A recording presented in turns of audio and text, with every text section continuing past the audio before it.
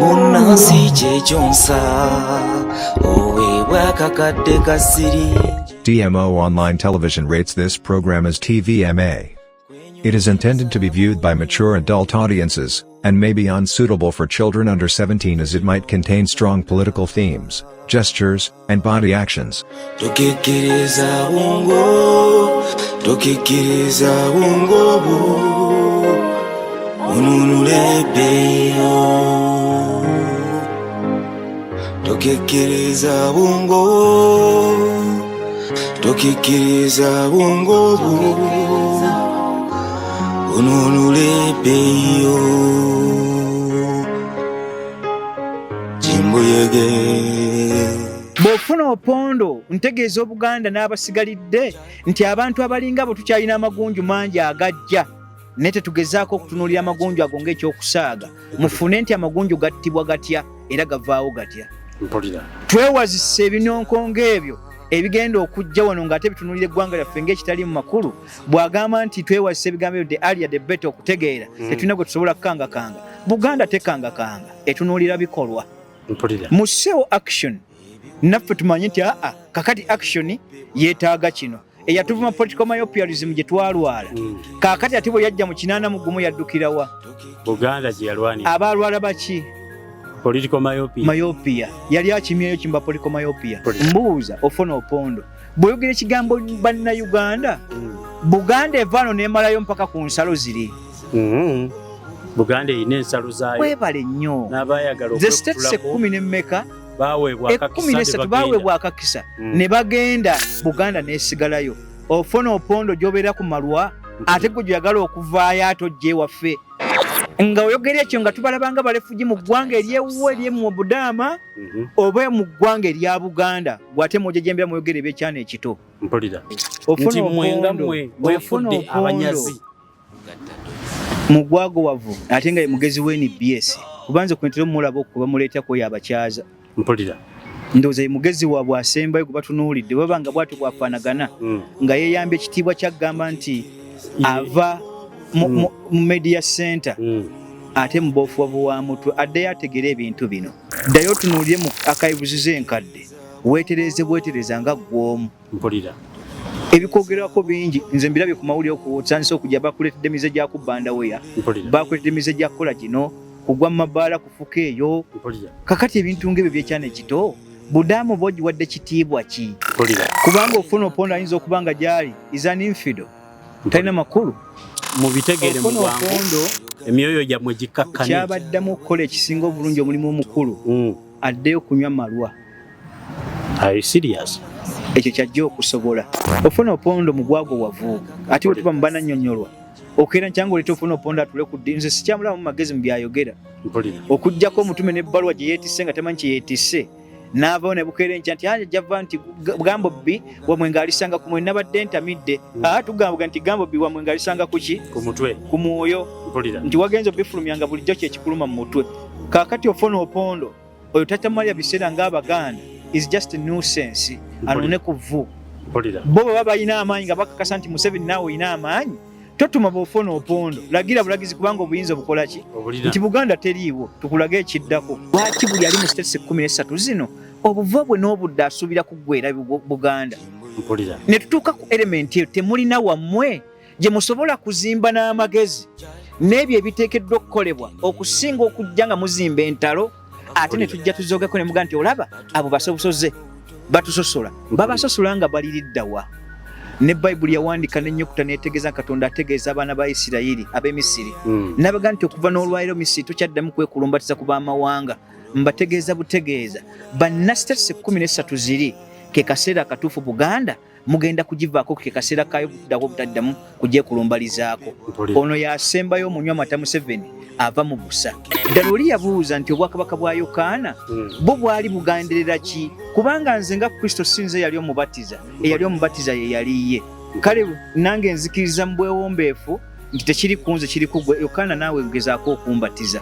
Era babuuzanga nti ye bannange okubatiza kwani nti kwa Yokaana. Ekindesezza ebigambo ebyo byekirwaki nti byonna bye mulaba ne kalumanywera mu bwakabaka bwe Buganda n'ekigambo ggwanga Uganda ensenge Museveni ye nannyini bigambo ebyo naye ate ayagadde okubyejjagala mu kusembayo ng'alinga atulaga mu kaseera kano nti n'obudde bwange obw'okufa butuuse kaakati buli kibi kyonna kyabadde akumye nga badde bamukugira ayagala kukikola mu myaka gino egisembayo naye nga bano bonna bw'ofuna Opondo okujja batunulidde ku bigambo ebyo byenkumenyedde His Excellency the President byazze atuusa ku bwakabaka bw'e Buganda ekyo kyoyita exhaust pipe the engine is himself Museveni.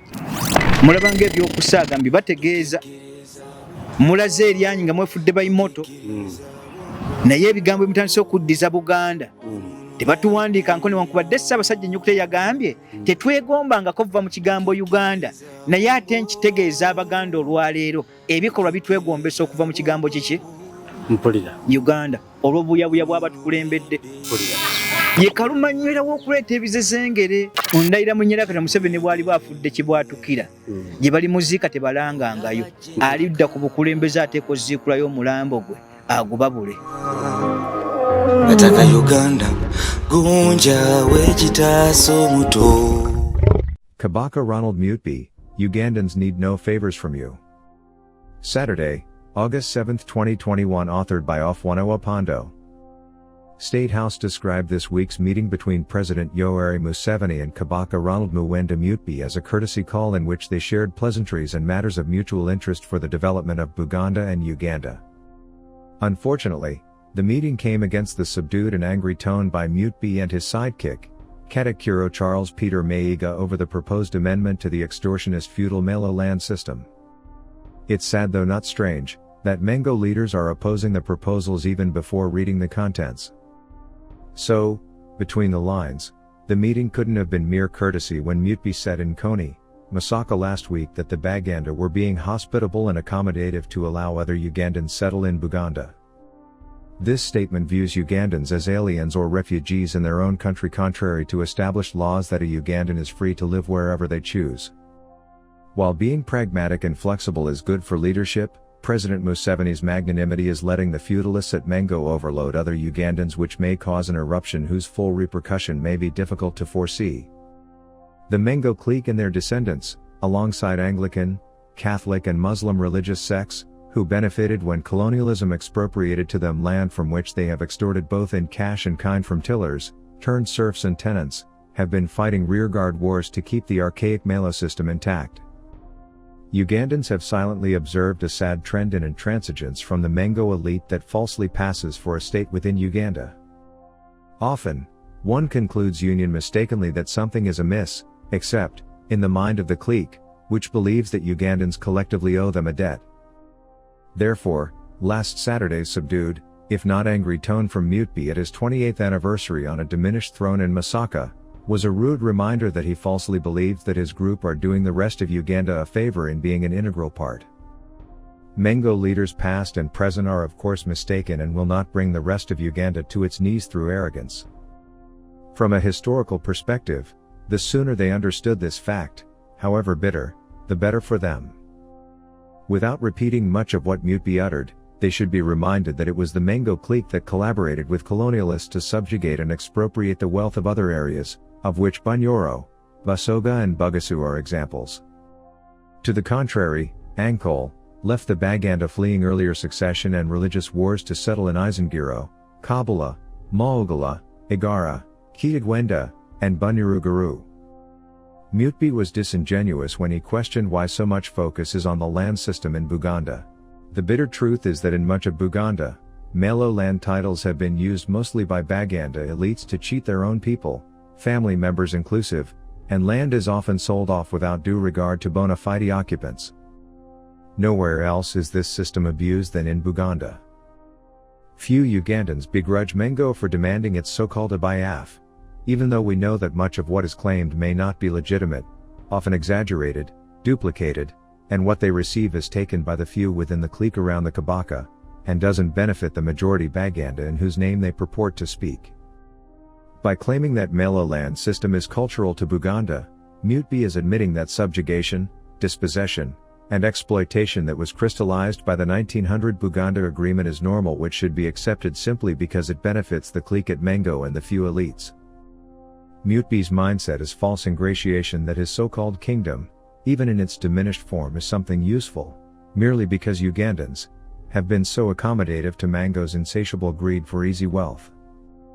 Clearly, M.i.S.O and his sidekicks are giving the proverbial kicks of a dying horse because it isn't possible for them to turn back the wheels of history in their lopsided favor.